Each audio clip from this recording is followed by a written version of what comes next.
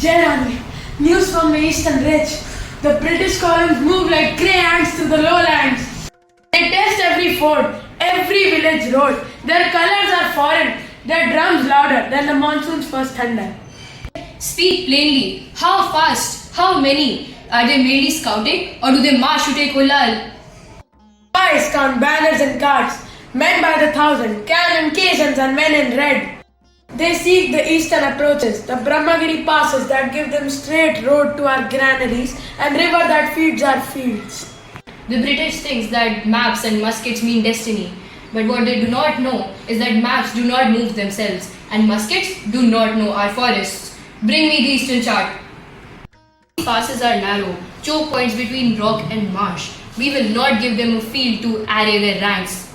Anandaya, Your Majesty, if they reach the plains, we face cannon to cannon and then we lose our men by hundreds.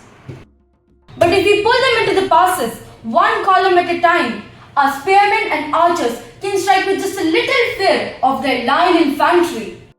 We can fell the badger trees at the southern ridge to funnel them through the creek-bound path. Yeah, that seems about right. felling trees is good, but it is visible. We must hide our preparations. What about the sea lanes and small boats, Mahadev? The British like big ships and declarations, but they forget that the sea has sharp teeth. Our fishermen know every sand base and shallow. Under us, we will attack the supply lines, delay their rituals and burn their barges in the night. Not with cannon, but with fire rafts that slip under the moon like ghosts. Have their camps and sickness will take what muskets cannot. They will also use local levies, men who trade for coin and their tongues sweeten their pocket, but we must hold the village's loyalty. Loyalty is not bought with coin alone. It is earned with justice. We will send grain to the villages threatened by their patrol and shelter those who flee. They buy with coin, we buy with honor. What of the spies within their rank, Govinda? There's a clerk in the camp that writes letters. He drinks in the tavern near Kadalpur. He whispers of a night march to the eastern fort next new moon. Their cannons rest on a cart. They expect the fort to be dry. The stones hide the teeth of mud. I can get close if you let me wear the trader's thread.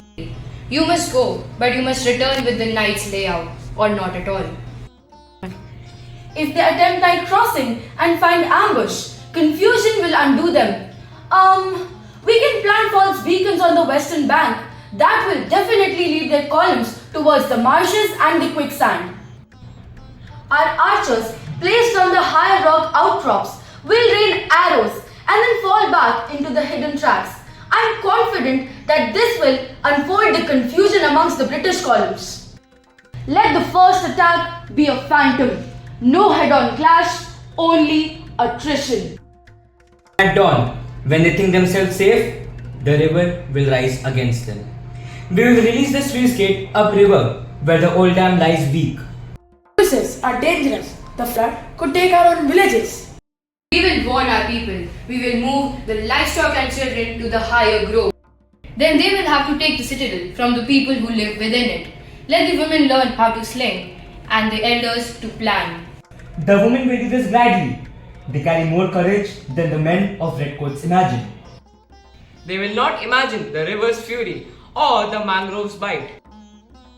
I will infiltrate their camp tonight and bring their watch schedule. Go then, may your shadow be quick and your footsteps be silent. All who will save Ullal. This is not merely a fight for land or title. Tonight, spies will go. Tomorrow, we strike. Let the world hear us. I declare it now. Ullal will fight, and those who stand against her will see the fury of a queen who does not bow.